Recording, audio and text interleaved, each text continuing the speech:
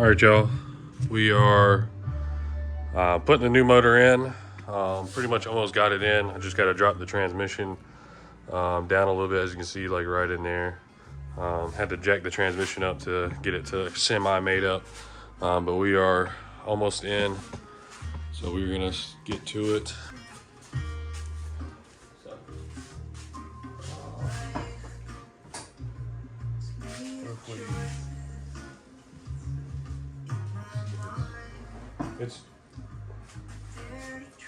It's white. because there's just like a small gap.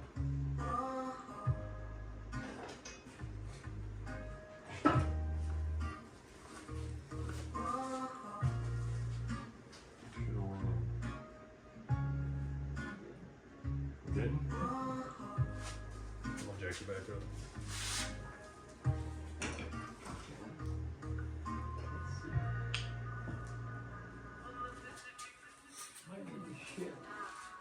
All right, I am back with it. It's been a whole week since I've touched it. It is a Friday night, about 11 o'clock at night. So far, what I did was started putting the wiring harness back on. Got to pretty much almost all of them connected now. I still have to put the starter in and the AC compressor, but if you ever do an IS250, there's this one connector right there that you literally cannot get out unless you take the AC compressor out. So yeah, appreciate it, Lexus, for doing that stupid shit. If you are getting a Japanese spec motor, there is a couple key differences. Number one being the intake manifold. So this is the USDM manifold. As you can see, it's got a fuel line going into the intake itself, which is this line right here. Japanese one doesn't have that, right? So if you look on the back, where that port's supposed to be, it's blocked off, and it's not even the right port. So key differences, if you are getting the Japanese motor, like I did, you're definitely gonna have to swap the intake manifold and as well as the intake plenum. The reason why I had to swap the intake plenum is because it runs an extra sensor right here. As you can see with the old intake plenum, if I can find it. Yeah, so this is the old one from the Japanese motor. As you can see, it's blocked off. So those are the only two issues that I've ran into. Oh, another thing. So this is the USDM coolant piping, or whatever you want to call it. As you can see, it's got some kind of connector and it runs into two grounds.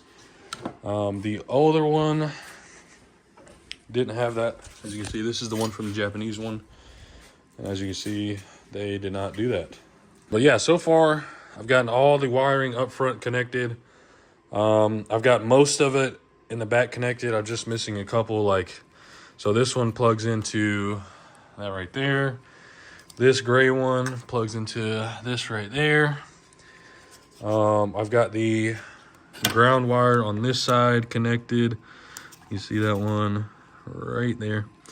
Got that connected. Got the O2 sensor on this side connected. I've got the injector wiring connected. That's that gray connector right there. Definitely, if you are going to do this, definitely drop it from the bottom. Pulling it, you can definitely pull it from the front. You just have to take off everything, like the bash bar, the radiator, the condenser, the front bumper, headlights, all this stuff to get everything out of the way so you can pull it out in the front. You can definitely do it from the front. It is doable.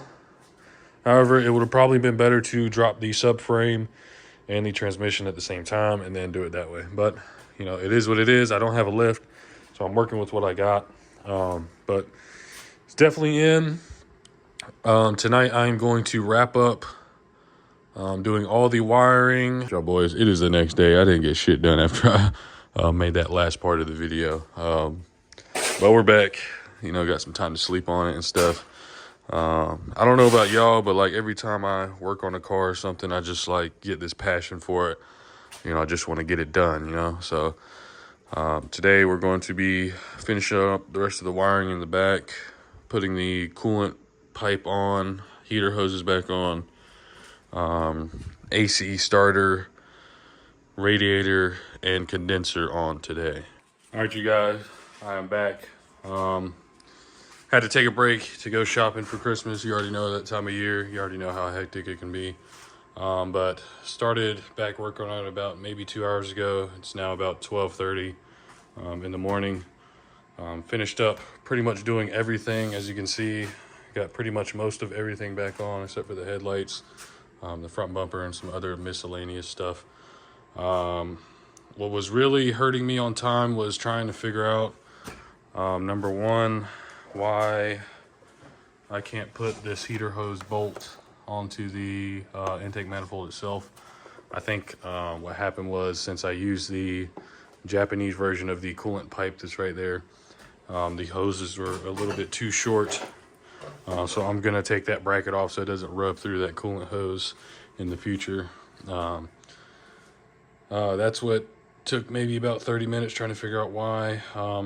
Just basically me trying to get it to work, but it just doesn't work.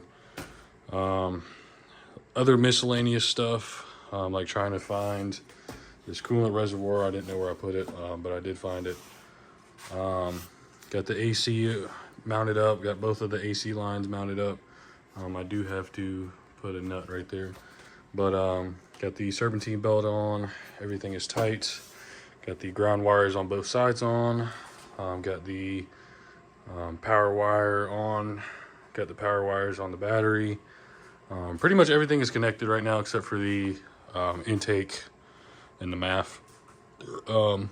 I just finished up putting all the coolant lines, coolant hoses, figuring out where the sensors go and stuff like this. Routed both of the wiring harnesses to the lights on both sides. Just filled it up with coolant. About to take that yellow thing out and check for leaks. Hopefully there's nothing leaking, which I don't think there is, because there isn't really much where it could leak right now. The real answer would be when I start it up. Try to start it up. Yeah, let's go ahead and do that. First initial, no leaks, so that's good. I'll pour some more in there.